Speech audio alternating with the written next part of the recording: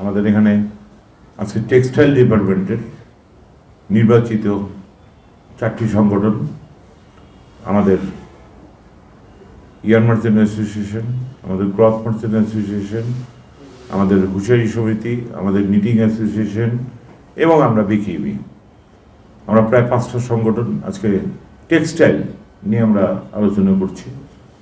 এখানে নারায়ণগঞ্জের মানুষ জানেন এক সময় আমরা নারায়ণগঞ্জে পাট এবং টেক্সটাইল এই দিয়েছিলাম আমরা প্রাচ্যের ডান্ডি। আমাদের এখানে রাজনৈতিক অস্থিরতার জন্য, রাজনৈতিকভাবে আমাদেরকে দাবি দেওয়ার জন্য আমাদের পৃথিবীর 8ম আশ্চর্য আমাদের আদমজী মিলকে ধ্বংস করে দেওয়া হয়েছে। আমাদের পাট বস্ত্র যতগুলি ছিল আমাদের বাওয়া জুট মিল নষ্ট করে দিয়েছে। আমাদের শহরের মধ্যে জেএমসিতে বলতে এটাকে এটাকে নষ্ট করে দেওয়া হয়েছে। আমাদের যেখানে নারায়ণগঞ্জ ক্লাবে ফরেনারে ভরপুর ছাত্র, আমরা সেখানে সুযোগ পেতাম না, কারণ বিদেশিদের আনাগোনা সেখানে থাকতো। তার জন্য এটার নাম ছিল প্রাচ্যের ডান্ডি। পাট এবং বস্ত্র এই বাংলাদেশে নারায়ণগঞ্জে সবচেয়ে বেশি উৎপাদন হতো। তখন কিন্তু একসময় সোনার গিয়েছিল বাংলাদেশের রাজনীতি বলতে যায়। আমাদের সব ধরনের হস্তশিল্প, তাঁত শিল্প সবই কিন্তু আমরা ছিলাম। কিন্তু আমাদের মধ্যে একটা অন্যায় ছিল, ভাষা আন্দোলনের জন্য, স্বাধীনতার জন্য আমাদের নারায়ণগঞ্জের মালিক শ্রমিক কোনো আন্দোলনের ডাক দিলে আমরা কিন্তু সবাই একত্রিত হয়ে যেতাম। ঢাকায় যে কোনো মিটিংয়ে আমাদের নারায়ণগঞ্জের মানুষ ওইখানে গিয়ে আন্দোলনকে সফল করার কথা বলতে। আমি কালকেও বলেছি, ইতিহাস যদি ঘেটে দেখেন তাহলে দেখবেন ভাষার জন্য নারায়ণগঞ্জ থেকে কিন্তু আন্দোলন সৃষ্টি হয়েছে। 6 দফার জন্য কিন্তু নারায়ণগঞ্জ থেকে আন্দোলন সৃষ্টি হয়েছে। আমাদের স্বাধীনতার জন্য কিন্তু নারায়ণগঞ্জ থেকে আন্দোলন শুরু হয়েছে। কিন্তু ইতিহাস থেকে আমরা মুছে যাচ্ছি। একটি দল দীর্ঘ সময় থাকার জন্য আমাদের এই ইন্ডাস্ট্রিগুলিকে ধ্বংস করে দেওয়া হলো, ধ্বংস করে দিয়েছে। আমরা আজকে সেটাই বলছি, আমাদের ঐতিহ্য প্রাচ্যের ডান্ডি আবার যেন আমরা ফিরিয়ে নিয়ে আসতে পারি। আজকে আমাদের ব্যবসা করতে পারি না, আমাদের ট্রাক স্ট্যান্ড নেই, আমরা লোডিং আনলোডিং করতে পারি না, আমাদের উপরে যত্রতত্র ভ্যাটের চাপ দেওয়া হচ্ছে, আমাদের উপরে ট্যাক্সের চাপ দেওয়া হচ্ছে। আমাদের যে দেওয়ার ক্ষমতা না থাকলেও আমাদের প্রেশার ক্রিয়েট করা হচ্ছে, অনেকভাবে প্রেশার ক্রিয়েট হচ্ছে। আমরা সংঘবদ্ধ হতে পারছি না। আমাদেরকে সময় দিতে হবে, আমাদেরকে উঠে দাঁড়াতে হবে। আমরা চেষ্টা করব। আমাদের আজকে ইন্ডাস্ট্রিয়াল জোন থাকলেও বিসিকে, কিন্তু আমাদের রাস্তাঘাটের উন্নয়ন নেই, আমাদের ফায়ার সার্ভিসের সেরকম ব্যবস্থা নেই, আমাদের শিল্প পুলিশ দিলেও আমাদের শিল্প পুলিশের ঘর নেই। প্রায় সময় আমাদেরকে থানায় ব্যবসায়ীদেরকে গাড়ির ব্যবস্থা করে দিতে হয়। আমরা দীর্ঘদিন আগে গাড়ির ব্যবস্থা করে দিয়েছি, এখন আমার থানায় গাড়ি নেই। আমরা বিপদগ্রস্ত হলে আমরা পুলিশকে ডাকলে তার যানবাহন নেই। আমরা কিন্তু এটা দীর্ঘদিন ধরে আমরা দেখে আসছি এবং দীর্ঘদিন ধরে আমরা সহযোগিতা করে আসছি। আমাদের এখন এই লিং রোডে একটা পুলিশ ক্যাম্পের খুব বেশি প্রয়োজন, কিন্তু সরকারের কাছে কোনো ফান্ড নেই। আমাদেরকে গত করোনায় আমাদেরকে সরকার প্রণোদনা দিয়েছেন, সেটা একটা লোন যাটা কি পরিশোধ ঋণ শোধ করার টাইম হয়ে গেছে, কিন্তু এবার আমরা কোনো প্রণোদনা পাইনি। আমরা বিকিমের থেকে আমরা স্ট্রং ছিলাম যে আমাদের শ্রমিকরা যেন কোনো অবস্থায়, এটা কি আমাদের শ্রমিকরা যেন কোনো অবস্থায় যেন বিব্রত বোধ না করেন।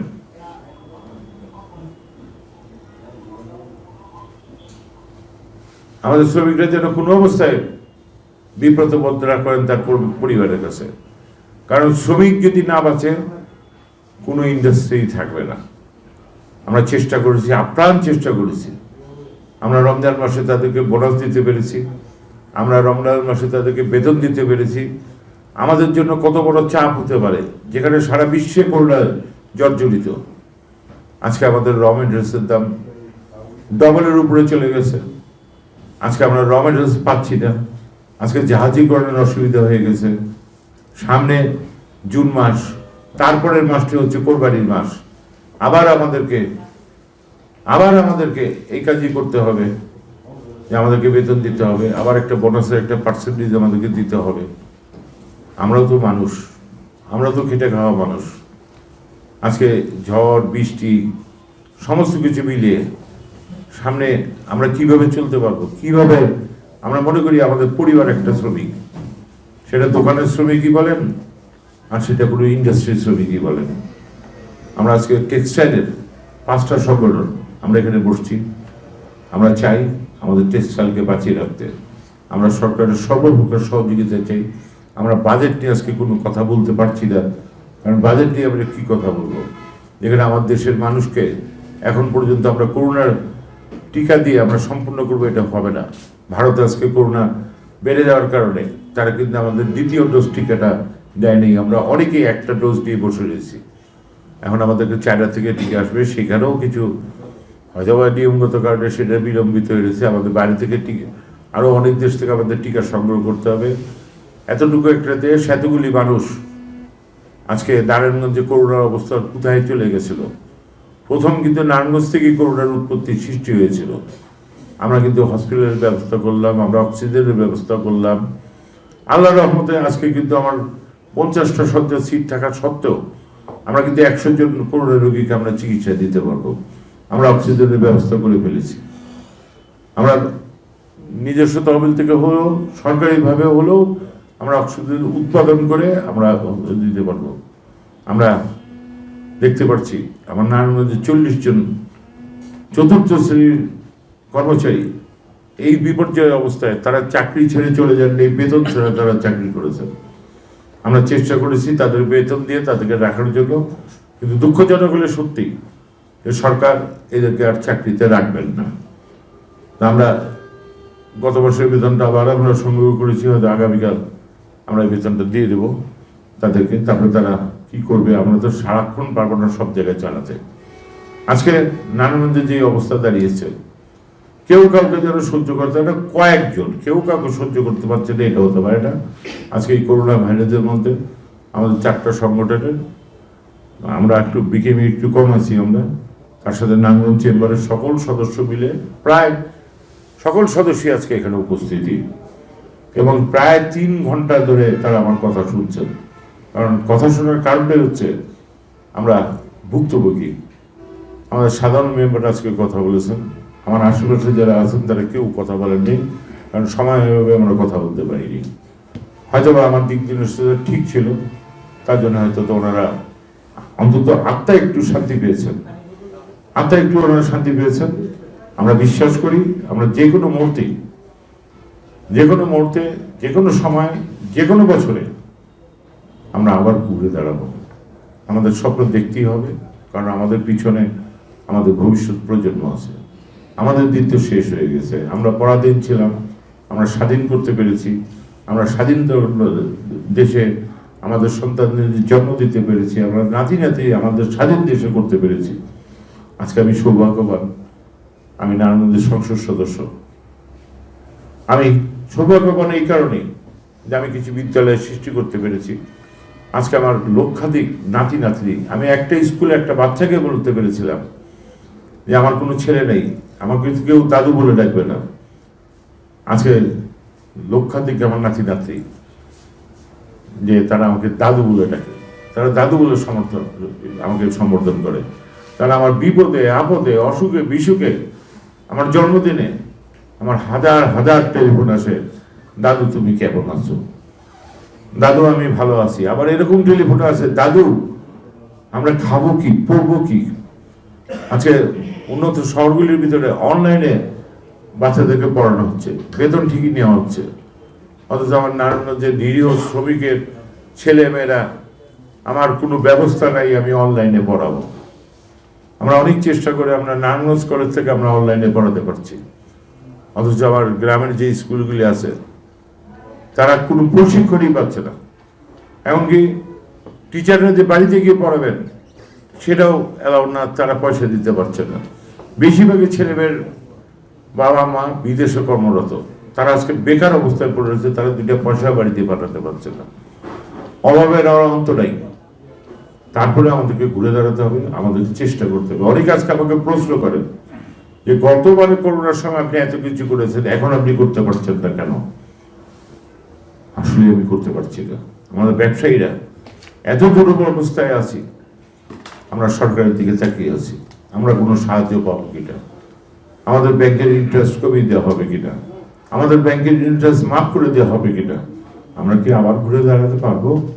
আমাদের এত টাকার ইনভেস্টমেন্ট, আমরা কি আবার ঘুরে দাঁড়াতে পারবো? আমাদের সংসার কি চলবে? আমাদের অবস্থা কিন্তু সেরকম দাঁড়িয়ে গেছে। তাই আমরা হয়তো অনেকে ব্যবসায়ীরা অনেক কিছু করতে পারতাম। আমরা কিন্তু এই চেম্বারে বসেই আমরা কিন্তু প্রায় 7 কোটি টাকা আমরা উঠেছিলাম। এই 300 শয্যার হসপিটালের পাশে আমরা একটা বিল্ডিং তুলে দেব, কিন্তু প্রয়োজন পড়ে নাই। সরকার থেকে নির্দেশনা এসেছিল, এখন ব্যবসায়ীদের টাকা খরচ না করে আমরা অতি সত্বর এই বিল্ডিং কমপ্লিট করব। কিন্তু দুঃখজনক হলো সত্য, এক একটা প্রবলেমের কারণে আমাদের নারায়ণগঞ্জ অ্যাফেক্টেড হচ্ছে। আমরা শান্তির পেয়েছি, আমরা 1500 একর জমি পাওয়ার কথা, 700 একর জমি আমাদের সরকার এটাকে গ্রহণ করে ফেলেছেন। কিন্তু আজকে এমন একটা অবস্থা, যাতায়াত সমস্যা। আজকে নারায়ণগঞ্জের মানুষ যে যাতায়াতের সুবিধা পেল, যে লিঙ্ক রোড, আমাদের সিদ্ধিরগঞ্জ রোড, আমাদের বন্দর, 2টা ব্রিজ দিয়ে রোড, ব্যবসা আমাদের কোথায় চলে যাবে? যখন যাতায়াত ব্যবস্থা ভালো হবে, ব্যবসা অনেক আগিয়ে যাবে। আজকে অনেকেই, আমি আমার কথাই বললাম, আমি নিজেই নার্ভাস হয়ে গেছি যে আমি কি ফিরে আসতে পারবো আমার ব্যবসায়। আজকে সাধারণ অনেক ব্যবসায়ী আপনাদের সামনে বসা, যারা আজকে অসুস্থ হয়ে গেছেন, যে আমি কি ব্যবসা চালিয়ে যেতে পারবো? আমার সংসার আমি চালাতে পারি না, আমি কি করে আরেকজনের পাশে দাঁড়াতে পারবো? আমাদের প্রত্যেককে কাজ করতে হবে, কাজ ছাড়া কোনো উপায় নেই। এবং কাজটা আমাদেরকে বেছে নিতে হবে, কৃষি বিষয়ক কাজগুলি আমাদেরকে বেছে নিতে হবে। আজকে আমি সেলিম ওসমান, আজকে সকালেও কিন্তু আমি 6000 টাকা পুঁই শাক বিক্রি করেছি, আমি একটা অ্যামাউন্টের আমি ঢ্যাঁড়স বিক্রি করেছি, আমি মিষ্টি কুমড়া বিক্রি করেছি। কাজ আমাকে করতেই হবে, কাজ না করে কোনো উপায় নেই। আমাদের কৃষিভিত্তিক কাজগুলিকে অনেক বেশি এগিয়ে যেতে হবে, আমাদের মানুষগুলিকে একটু সচেতন করতে হবে, আমাদেরকে টক ফল খেতে হবে, আমাদেরকে মাস্ক ধারণ করতে হবে, আমাদের হাত সাবান দিয়ে ধুতে হবে। এই ছাড়া আর কিছু করার আছে বলে আমার মনে হয় না। এখনো কিন্তু আমার বাংলাদেশের মানুষ 650 টাকা কেজি গরুর মাংস খায়, 900 টাকা কেজি খাসির মাংস খায়, 600 টাকা দিয়ে দেশি মুরগি খায়। এখনো কিন্তু বাজারে কমে আছে, বাজারে কিন্তু বিক্রি হচ্ছে, বাজার থেকে কিন্তু ফিরে যাচ্ছে না। এমনও দেখা গেছে 30 টাকার তরমুজ 300 টাকা কিলো রোজার দিনে মানুষ খেয়েছে। কারণ বাজারে যার দাম 30 টাকা, আর বাইরে কারণ বাজারে বাইরে এসে তার দাম দাঁড়িয়ে গেছে 300 টাকা, 250 টাকা থেকে 300 টাকা। তরমুজ কিন্তু প্রতিবারীতে চলে গেছে। আজকে আমরা নারায়ণগঞ্জবাসী অনেক কিছু পেয়েছি, আমরা রাস্তা পাচ্ছি। কার নামে হচ্ছে এটা আমার পক্ষে তো বলা সম্ভব না, কারণ উনি আমার বাবা, উনি আমার মা, উনি আমার ভাই। কারণ নারায়ণগঞ্জের মানুষ আজকে রিয়েলাইজ করতেছে কেন তাদের নামে রাস্তার নামকরণ হয়েছে। অথচ কিছু কুচক্রী আজকে সরকারকে, মন্ত্রীকে, সচিবকে বলা হচ্ছে ঘুষের মাধ্যমে তারা বলে নামকরণ করেছে। আজকে দেশকে অপমান করছে, জাতিকে অপমান করা হচ্ছে। আজকে সামান্য একজন শ্রমিক নেতা কাপড়ের কাপড় পরে আমার নারায়ণগঞ্জের 1 কোটি মানুষের চিকিৎসা ব্যবস্থায় হস্তক্ষেপ করছেন। আমি আশা করব নারায়ণগঞ্জের মানুষ সকলে মিলে এই হসপিটাল, প্রাইভেট হসপিটাল এবং সরকারি হসপিটাল এবং ভিক্টোরিয়া হসপিটাল, তাহলে আমার 1 কোটি মানুষের আর কোনো চিকিৎসার জন্য কোনো অসুবিধা হবে বলে আমি মনে করি না। কে সাংবাদিক, কে কোন পেশার সাথে জড়িত আছেন, সকল মানুষকে একত্রিত হতে হবে, এর প্রতিহত করতে হবে। যারা 2-1 মানুষ, আমরা কিন্তু সবাই মুক্তিযোদ্ধা ছিলাম, এই কথা আমরা বলতে পারি না। আমাদের মধ্যেই কিন্তু রাজাকার আলবদর সেটা ছিল।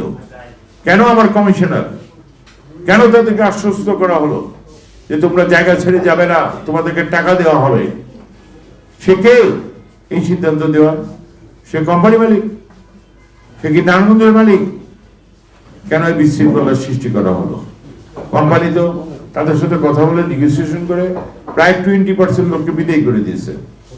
তাহলে আমাদেরকে সহযোগিতা করতে হবে, কুমুদিন ওয়েলফেয়ার ট্রাস্ট যারা নারায়ণগঞ্জে, এটা শুধু হসপিটাল নয়, এখানে কিন্তু নার্সের একটা কলেজ তৈরি করা হচ্ছে।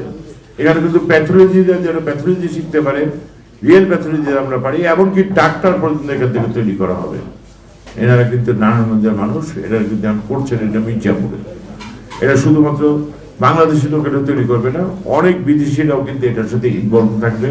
এবং আমি বলবো এশিয়ার মধ্যে একটা সর্বশ্রেষ্ঠ হসপিটালের 2-3টা হসপিটালের মধ্যে একটা হসপিটাল হবে এই নারায়ণগঞ্জে। আমরা অনেক কষ্ট পেয়েছি, আমরা সুদিনের মুখ দেখতে চাই, আমি সকলের সহযোগিতা চাই।